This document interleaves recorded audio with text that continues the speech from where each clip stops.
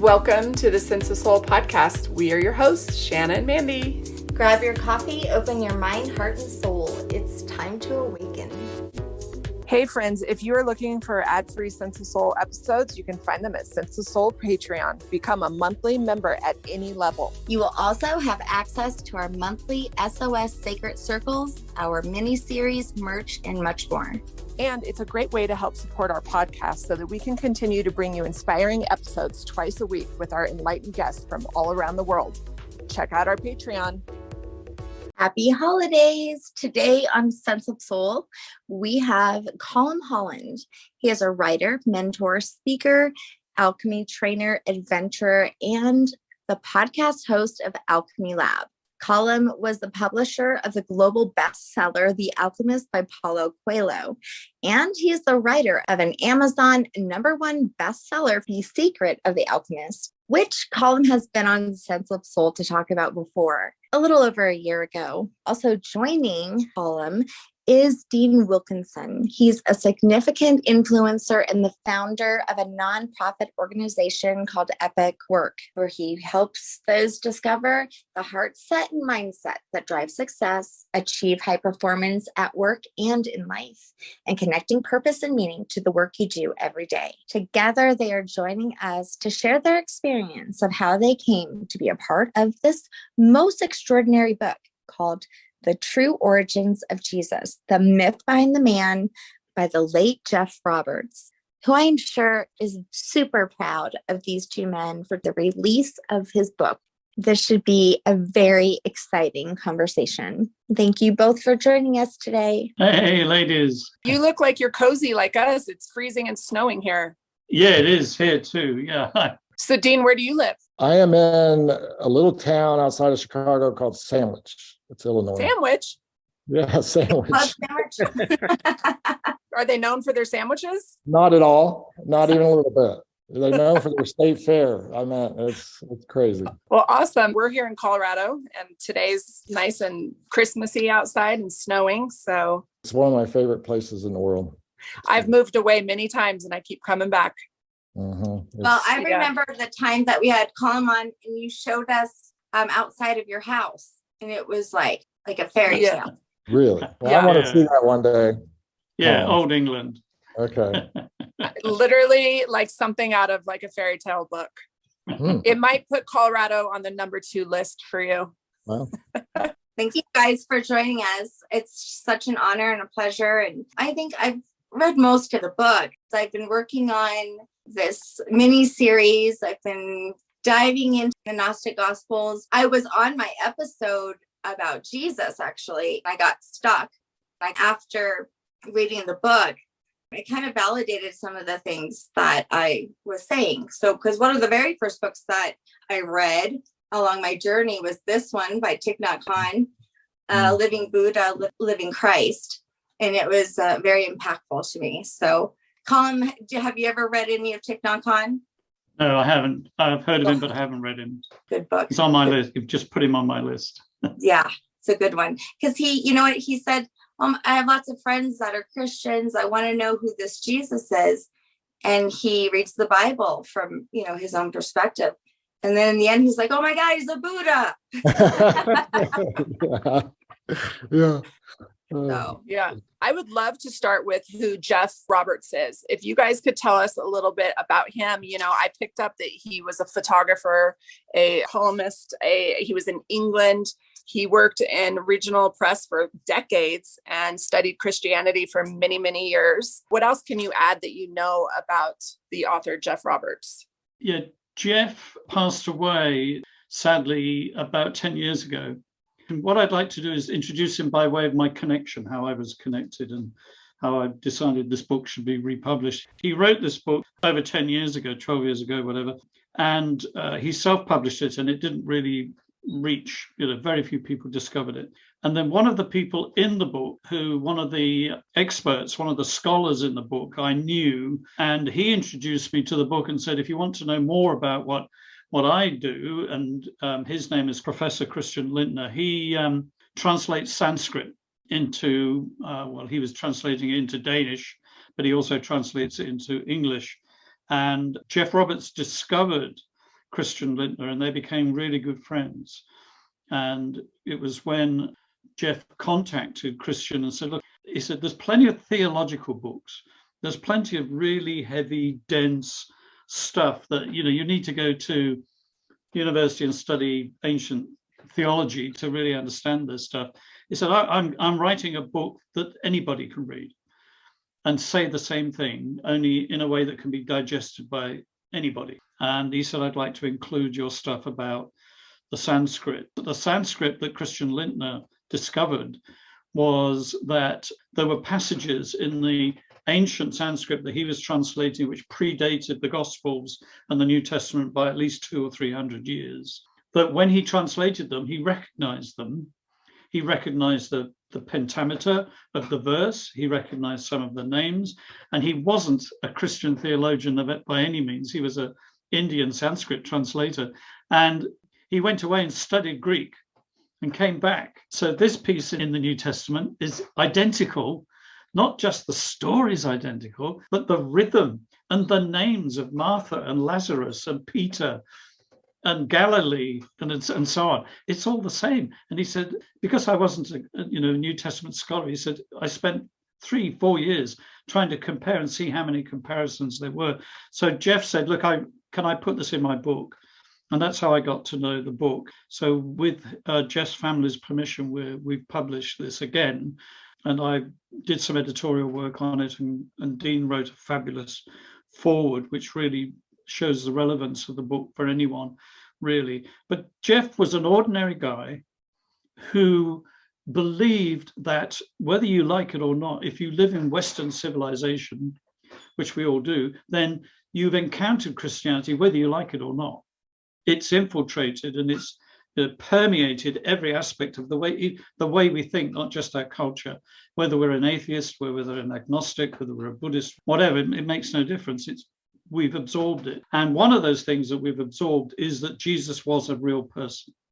That somehow, until you start questioning, assumes that you assume that Jesus was a real guy. In other words, once upon a time, 2,000 years ago, in Israel, and because thousands and thousands and thousands of people go there on pilgrimage, I'm sure people listening to this some of them have been on pilgrimage there, and you go to the tomb of Jesus, and you go to Bethlehem. Well, if you can't actually get to Bethlehem at the moment, but if you could get to Bethlehem, this is the stable where he was born and so on. And there was historical fact, and just said, I want to question that.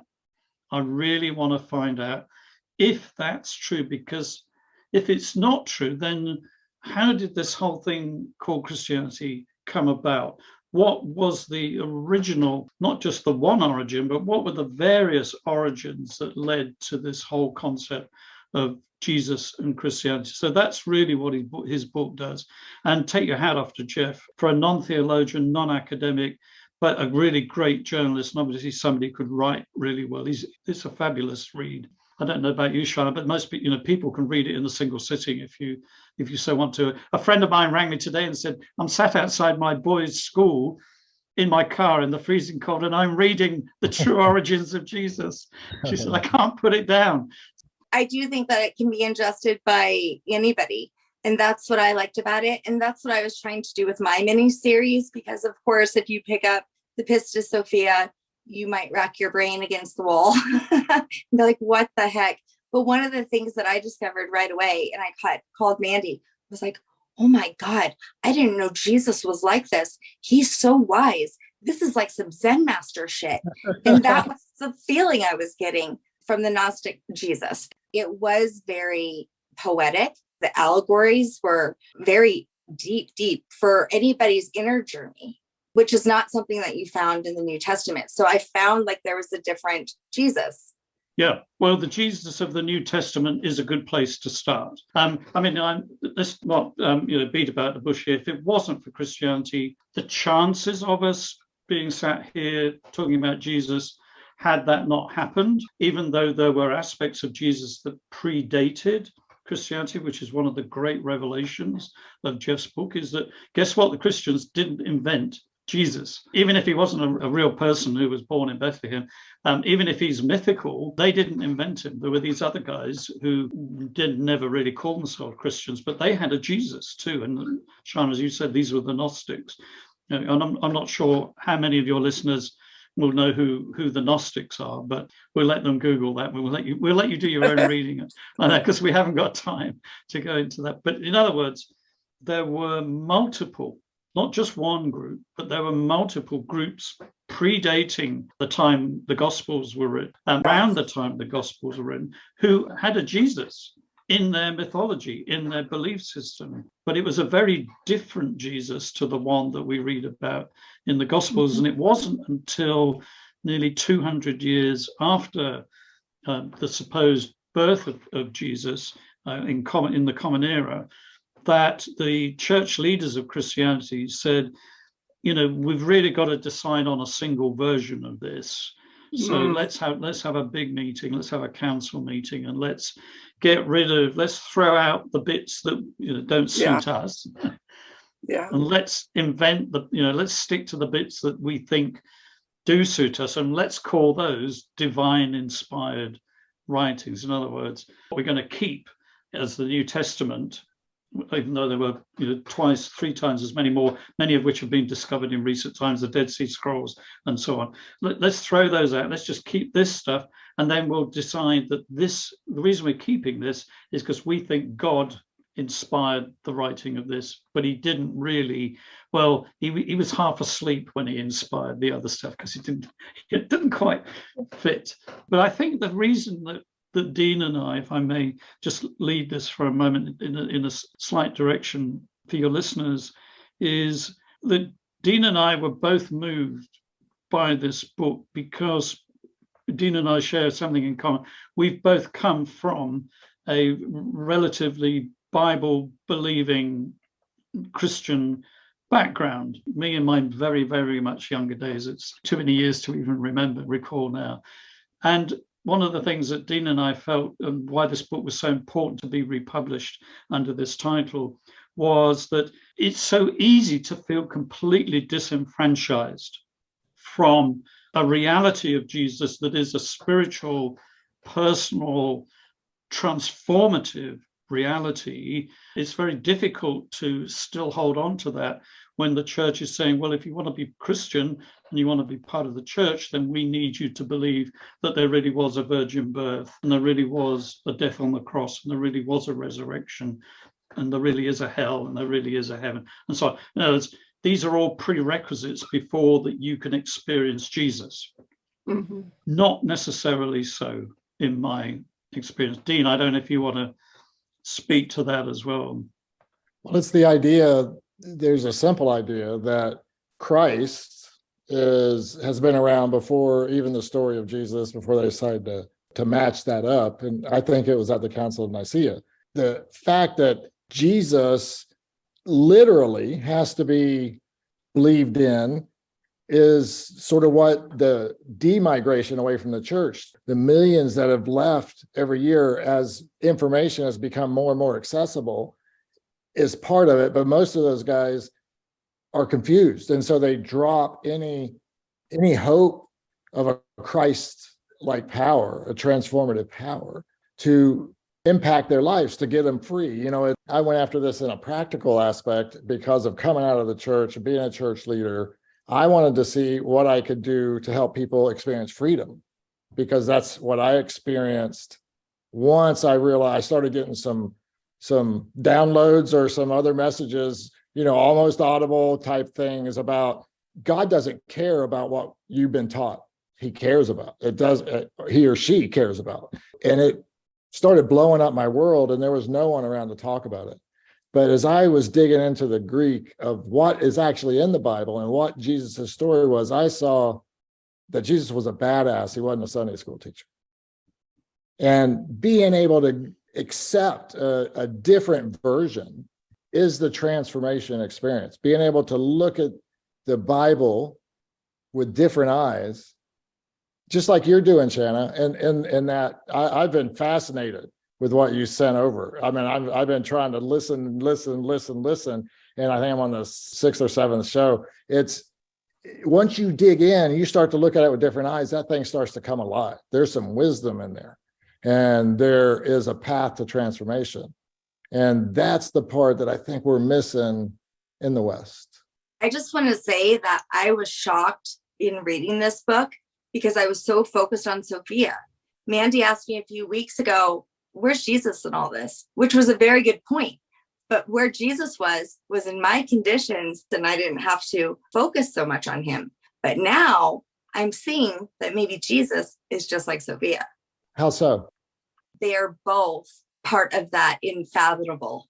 They are both in spirit. And so here I was finding this hidden feminine wisdom of God, focusing on that and finding that within me. But I felt like I didn't have to worry about Jesus so much because I knew about his story. Now I'm like, of course, it makes so much sense. They're the same. Just one is masculine, one is feminine. It's just the aspects of God. Yes. I went down another rabbit hole. When I found out about the Essene, I could not get enough about them. So it was funny because those books were the ones that kept reaching out to me. So I'm over here reading about the Essene, and Shanna's over there reading about the Pistis Sophia. And that kind of blew my mind open. I feel like I could go out on the streets right now and ask 1 million people who the Essene were, and none of them would probably know. Oh, I thought they were a rock group. Yeah. And Jesus was the lead singer. Dean, how did you get the position of writing this foreword for this book? So a friend of ours introduced Colm and me into Colm's alchemy and in that area. And at the time, I'm exploring everything, because once I start to see that maybe my worldview is, not exactly right, the synchronicity started happening. And next thing you know, I'm on a journey by myself in an RV, and I'm exploring everything from the mystery schools to witches to what is real. And, when he did the circle, he came back to me and talked about, you've got a big Christ spirit on you. And so we started talking about, where is that coming from? And once I told him the story about how Jesus was a hero to me, once I started seeing there was more to this than what the church was teaching, I couldn't let go of this powerful figure that was able to not just do the miracles, but no matter what we thought of him, he influenced our collective subconscious and sometimes conscious in a way that it hasn't been matched in the West. And so as I was digging into that and realizing, hey, there are so many ways to look at what is magic, what is happening in the world, and what is happening inside of me and inside of others that I was speaking with. And then the love that I saw demonstrated from people outside of the church searching for, let's call it, and I'm going to put it in quotes, truth, was so much more pervasive than what I saw in the church. And so we hooked up along those lines and, shared a few stories. And then when that book came up, he said, this isn't for me, but you might want this. Right. That was how it was. I don't know if you know the backstory to Sense of Soul, but that's actually why Shanna and I started the Sense of Soul podcast, because our minds had, I had a near-death experience and she had a lot of death in her life one year. And then we were diagnosed with all of these weird physical symptoms, and we started going down rabbit holes. And then it was like one thing left to another, and we started questioning everything that we'd been told to believe. And then thank God her and I had each other. Like we feel bad for people like you who are just you in your RV by yourself, because, our listeners are so grateful that they're not out there alone feeling like they're crazy. I would have to say that I still do sometimes, but especially going down the Sophia thing, because it's so hard for people to grab onto a concept that they've never ever had an idea of. And I have to say that I related so much with Geoff. He was on the same journey as I was speaking. That my last episode I just got done recording, it's about how the word of God was so the age of Pisces. Jesus was the word, and Sophia was known as the first thought. And one thing that was kicked out of everything was any kind of thought, right? That anything that had to do with thought, anything that had to do with choice which is the word heresy. And so now, especially even for women, there is a root of this. There is a history of thought and us, seeking gnosis, right? This is our brains were actually meant to do. Along the lines of, like you mentioned, thought and Jesus was the word. I recently discovered logos is that Greek word.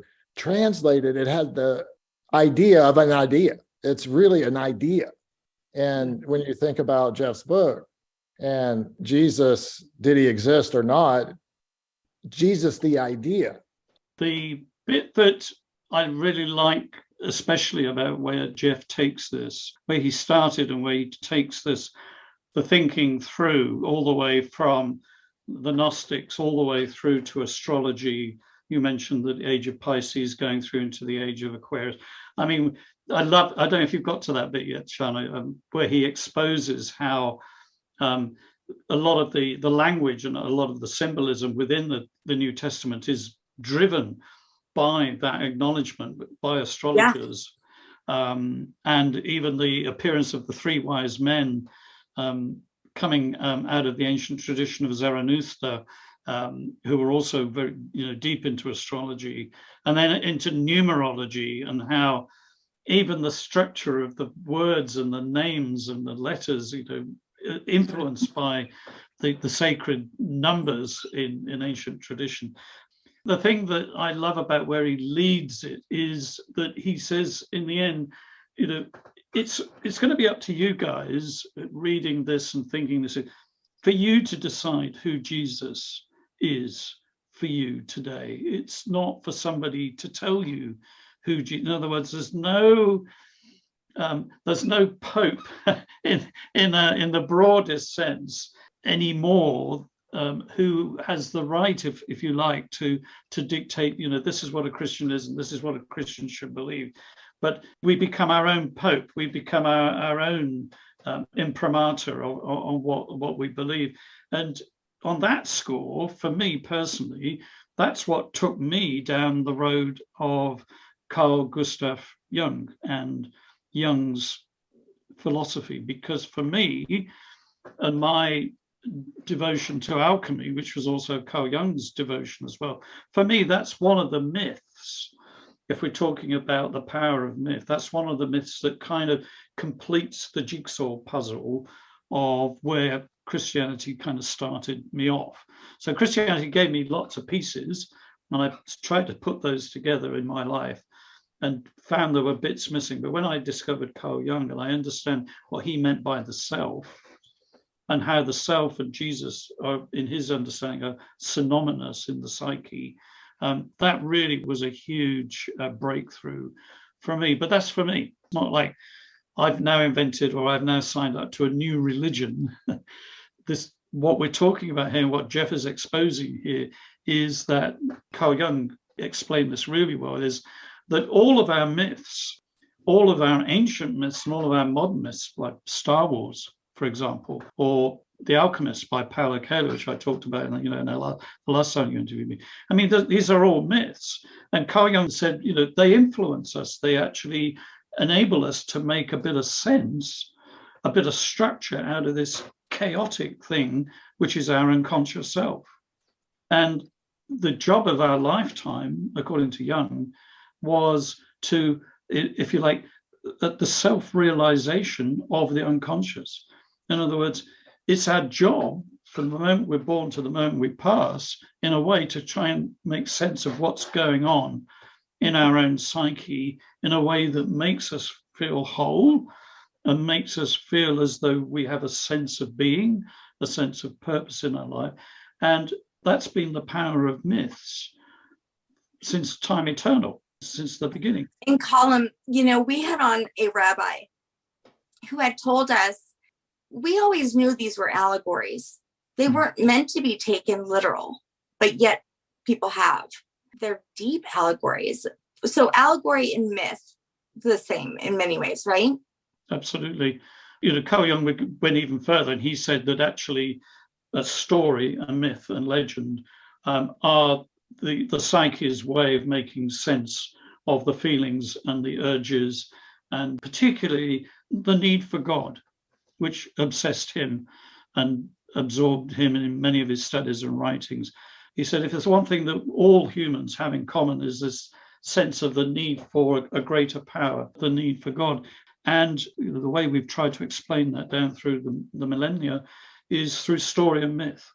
So the Greek myths, the Roman gods, the Egyptian gods, the rise of alchemy, and eventually the place of Christianity within that whole mass of different myths are all in the end trying to pursue the same thing.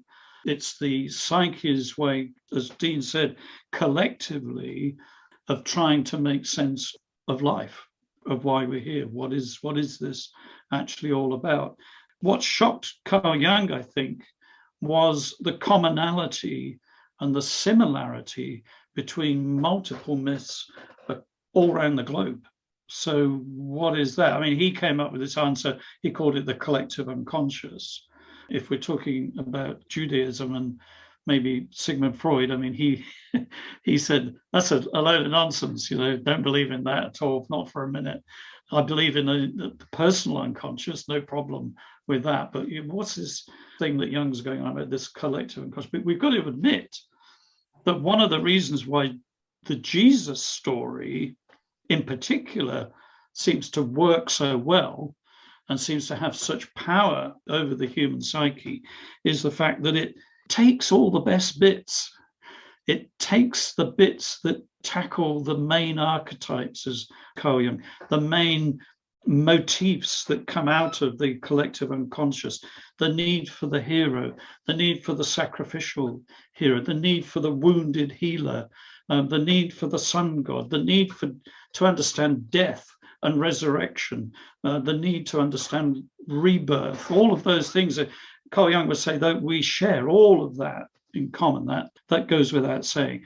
But we've just discovered through different myths and then through different religions ways of dealing with that and creating a framework in which to talk about those things. And in the end, of course, Jung said ultimately, and this is why I think certainly Dean and I won't let go of Jesus, is because he said that ultimately the psyche wants to transform.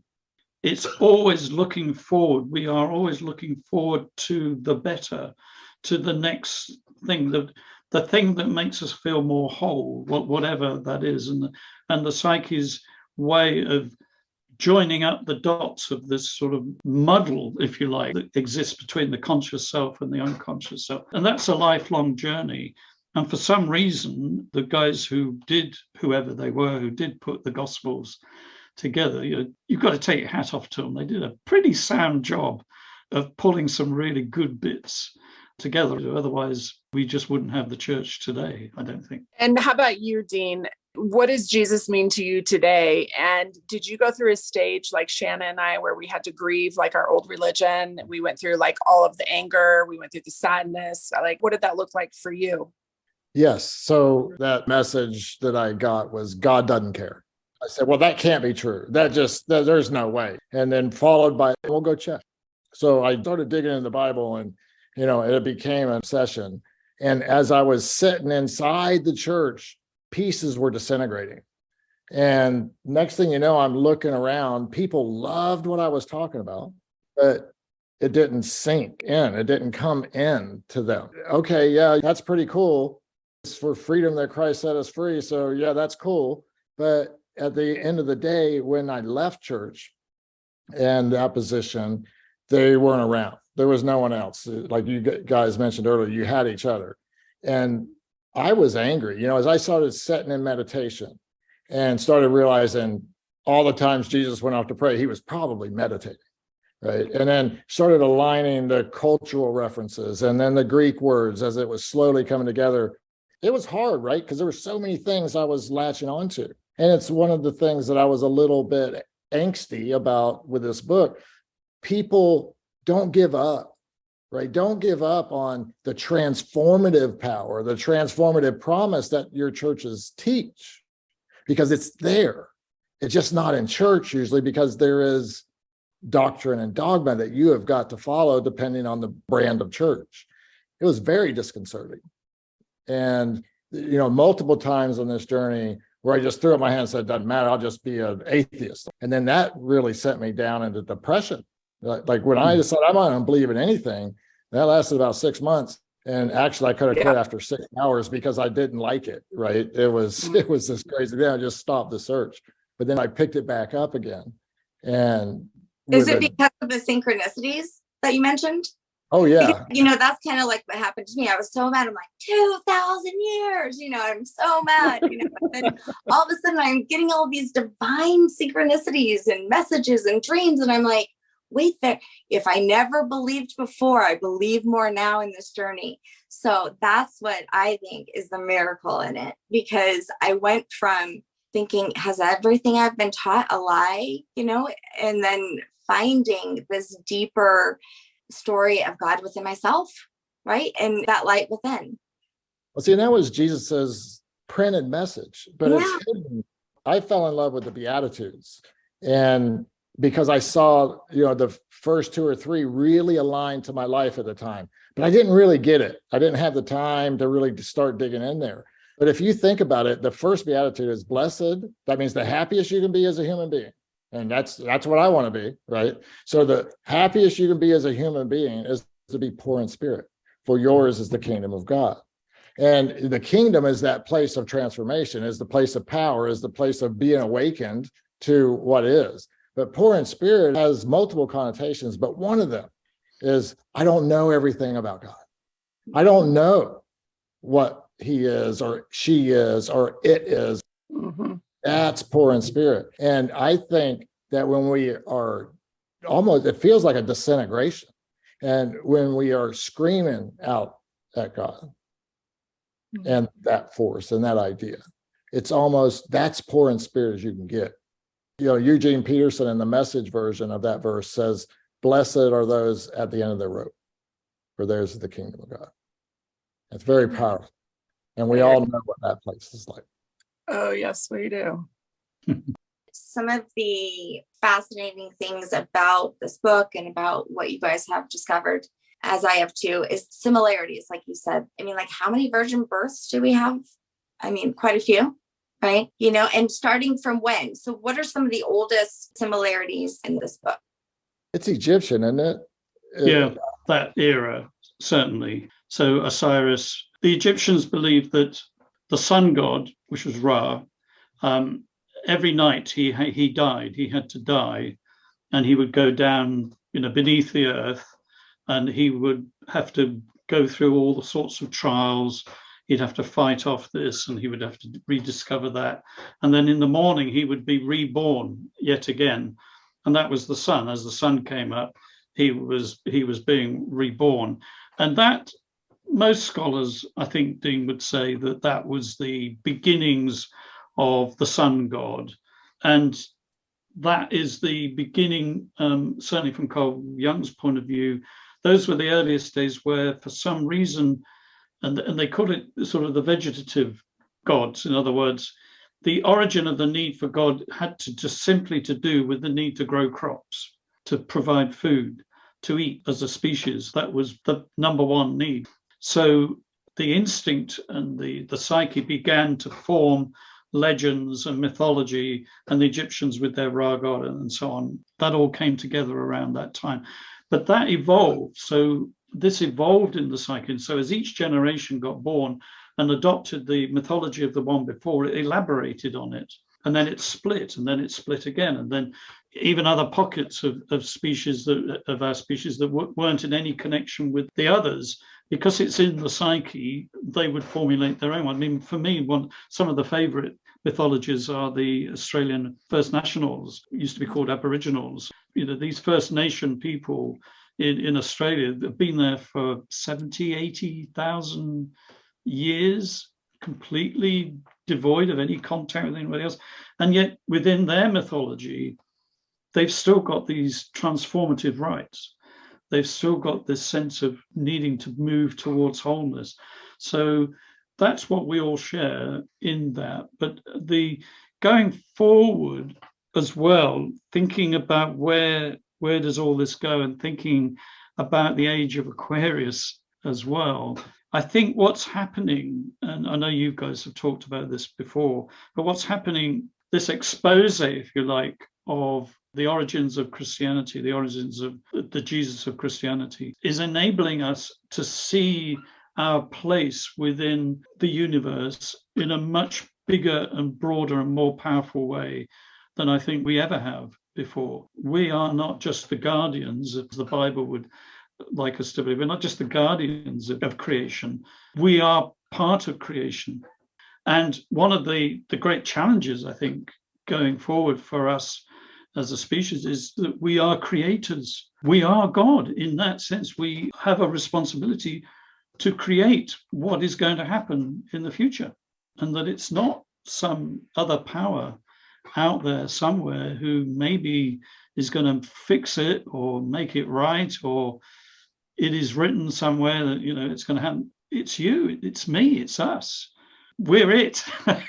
And that's a bit scary, That's why another reason why this is also important is because to truly understand our creator place within the universe and within the great scheme of things in our short little time that we have in our lifetime, but as passing it on to the generations to come, it's a big responsibility. And so I wear that, and this is one of the reasons I wanted this book published again, and why I did my book, The Secret of the Alchemist, is because I wear that responsibility quite, really seriously. Again, to quote Carl Jung, he said one of the greatest responsibilities that we have in life is to show up.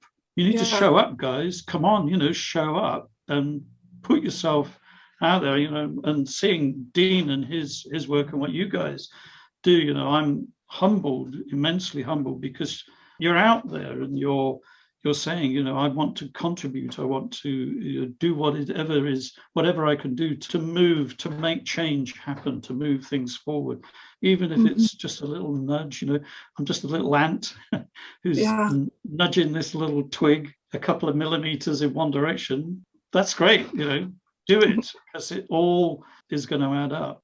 Love that. Do you guys, as you were in the mystery schools, I think I saw a reference to and started to learn that. Was there any place there that you started to realize the power of a creator? Was there any special moment of that? Oh yeah. I mean, I've had some pretty amazing moments. It's like, now that you have this, now that this has been revealed to you, which it actually is a scripture in the Gnostic Gospels, it's like, once this truth is revealed to you, you'll doubt everything you ever knew. So, but now that it is revealed, what do you do with it? And the thing is there's so much power behind it. And this is one of the reasons why I think perhaps it's been hidden for so long, because like Jesus said, those who have ears, let them hear, but not everyone has ears for this. And I do understand that. And that other scripture, and I think it was in Thomas, like, what you discover, like, bring it forth, right? And that will save you. It will save you. The power behind, the gnosis is something that will actually save you. And if you don't, it could destroy you. And that's what we've been doing. So I look at that, all of the hiding and the ignorance, really, to the truth, or maybe not even wanting to know it, that's where we've lost our power. Yeah. And so regaining it. So I think it's a reclamation, it's a reclaiming of the true power that is within each of us. And wow, what will happen? Well, and I also feel like it's divine timing. These younger generations are very much more open-minded. The fact that you guys grabbed onto this book and put it out there now, I have a feeling it's going to be huge. My son, I asked him to print off all this information on you guys, and he came downstairs like, oh my God, Mom, I need to read this book. This is everything that I've always thought and believed. Yeah. He asked me about 15 years ago. I'm actually his godmother. Okay. He sat down with me, and by the end of our conversation, he had me doubting everything. He said, and just want to know, Shanna, where's Joseph? Was he like the first deadbeat dad or what? And I was like, I was like, dude, you're so right. Well, that's my hope, right? Is that we can simplify this, get it, sort of chip away at all the confusion, give some clarity to, hey, even hidden inside all the doctrine and dogma, There's power in there, but you've got to strip it all away. Yes. And you know what? I was a little concerned about this episode, and it's just my own fear because, we've got Texas as these big listeners. We're going to probably lose Fort Worth after this. No, but, it's a hard topic to talk to people about. So many people have been instilled with fear. And then on top of it, they twist it like, oh, that's the devil disguising himself, trying to get you to believe this.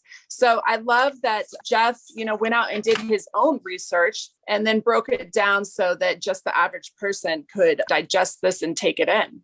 How crazy that no one was ready for it when he did release it. Yes, right. It would have been accepted, right? And now there is that possibility of it being accepted.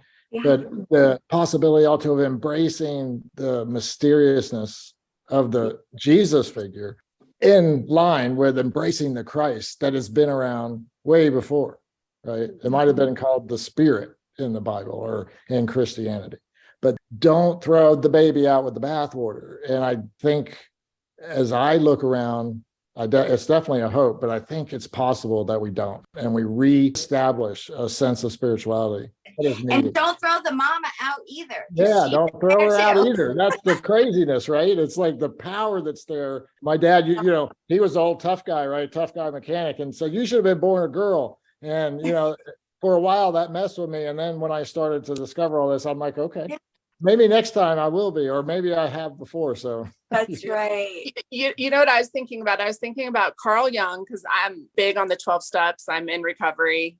Carl Jung had a little bit to do with, he met with Bill and Bob, and he has a little bit to do with these 12 steps. Yep. And one of the things you hear in AA is what you were talking about earlier, just show up. Just show up.